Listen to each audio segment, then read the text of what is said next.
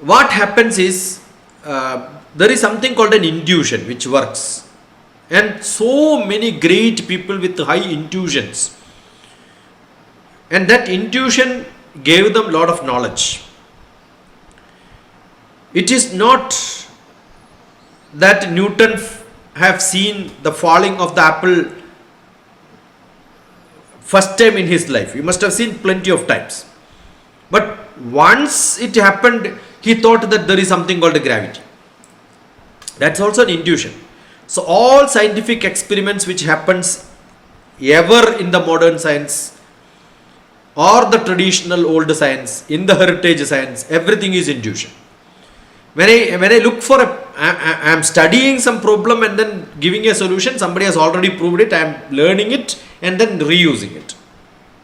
But a true research, a true experiment, a true observation, which happens first time, it's all with some intuition. So research itself is an intuition, number one. Every poet has got an intuitional thoughts. Every poetry, not necessarily science. Now a poet is a highly scientific person with a great intuition. That is why you can see most of the science which were described traditionally came through poems. Probably science experiment happened much later than that. A poet would have imagined something is flying. You can put a backpack, switch it on and you can go wherever you want. And that poetry was read by somebody and created beautiful statues in Khajuraho.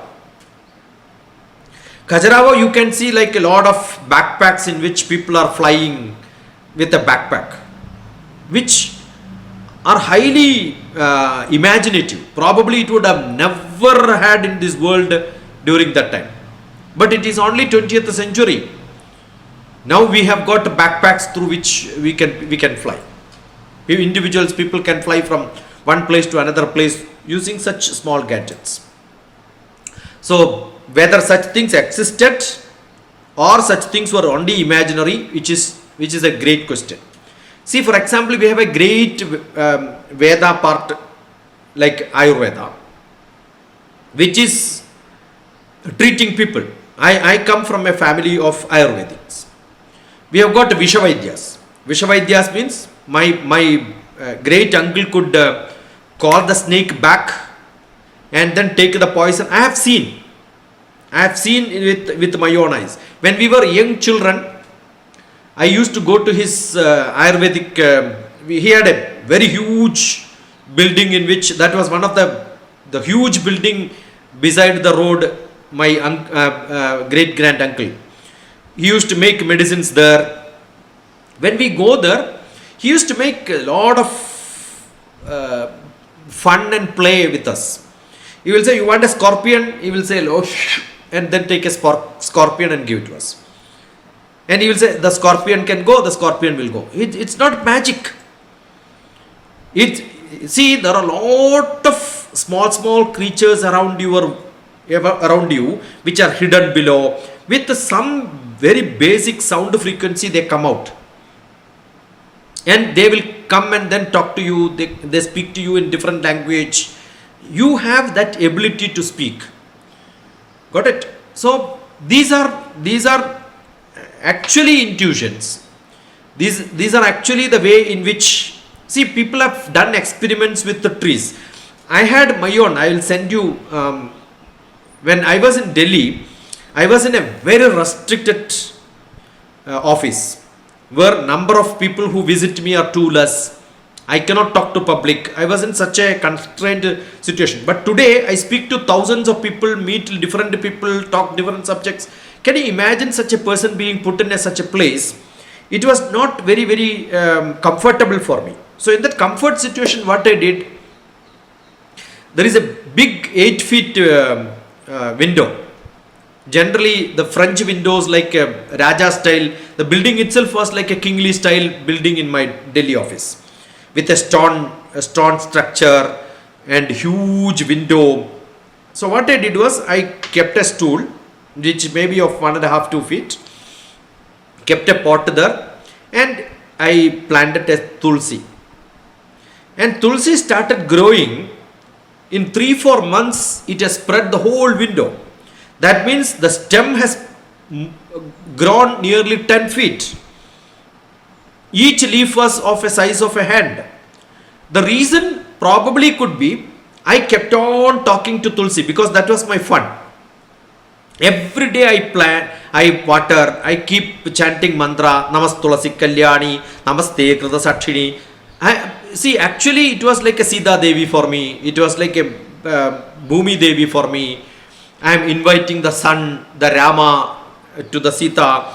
See, it's a highly imaginative world. Apart from my huge files which I have to work with, the computer which I work, the book which I write, and the newspapers which I read, I must have enjoyed that talking to that Tulsi for long hours. Even when Saturday, Sunday, or sometime if I go on a trip to somewhere else, I only give instruction to my attender saying that you have to open that and then put it. Saturday, Sunday, I used to make a small bottle, make with a hole and then put it there. So that my care was so much. And I'll tell you, people used to visit the office, they used to come and see my Tulsi.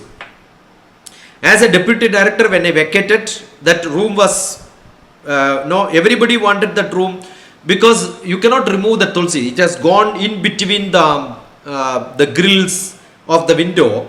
I have a beautiful picture of that. It's something which is unexplainable. So the tree understands your language. Tree understands the directions. I'll tell you, there are a lot of experimentation done on Vriksha, and which is called Vriksha Ayurveda. In Vriksha Ayurveda, it says the tree understands the directions. The banana commonly in Kerala, when the plant gives the fruits, it will be towards south only. So looking at so many banana trees, I will be able to predict this is south. I don't require a magnetic compass. The sunflower in the morning will be looking to the east, by evening it will look to the west. Which mechanism? And there are a lot of trees. I am from the Western Ghats area. My house is in the Kannur. From there it's only few kilometers to the Western Ghats. My father was a farmer. He used to go to the mountain hills. There are a lot of trees and plants. When human being comes, they will come and hit you. They understand a non-animal is coming inside the forest. It has to be fought with. Imagine you have got what is called the touch me not. A touch is good enough to fold it, so it's protecting itself. See what mechanism and where is it being explained in the world? A consciousness, an understanding, a sense is there for animals, sense is there for human being. We can understand, we can communicate, we can talk to people. Otherwise, how do earlier also I explained to somebody, you can look at it. When one of my person who was staying with me in Delhi along with me, I was staying alone, but I had got a person who used to be a writer for me. He used to listen to my lectures and make articles out of it. He was a great person who was working in some press, but later he became a drunkard. He wanted to get out of that habit, who stayed with me, so that he became a clean person after some time. So he used to be like an assistant for me. His morning activity used to be sit in the balcony and then read a newspaper. Before I stayed in that house, the house was vacant and some of the places were occupied by squirrels. When we planted some small some small green vegetables and green leaves and all that, the squirrel used to come and eat. I used to enjoy. I used to tell that, no, that is for squirrel, but don't take it, don't pluck it.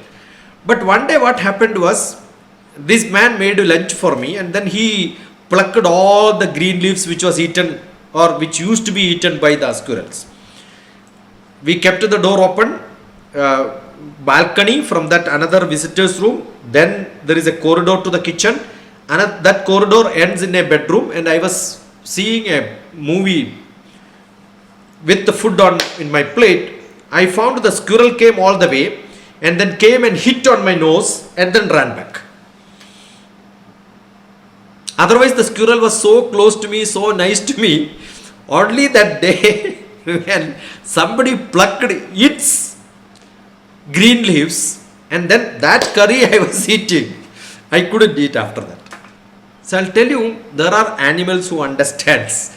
They can communicate. They cannot communicate in some other style, right? So if a squirrel understands what has happened and where it has gone, on which plate it has gone, I'm sure as a human when we are in a different frequency, we can talk to people. These are all intuitions. Intuitions are there for animals. Intuitions are there for plants. Intuitions are there for human beings. As a spiritual being, probably we have got little higher intuition if you are truly transformed yourself into a spiritual level. Those people who are not into spiritual level, they don't understand this. So there is a big difference. There is a big difference. If I can't drink and understand the coolness and the chill and the sweetness of the water when I am really thirsty, a person who is never thirsty will not understand that taste. It's in the same way.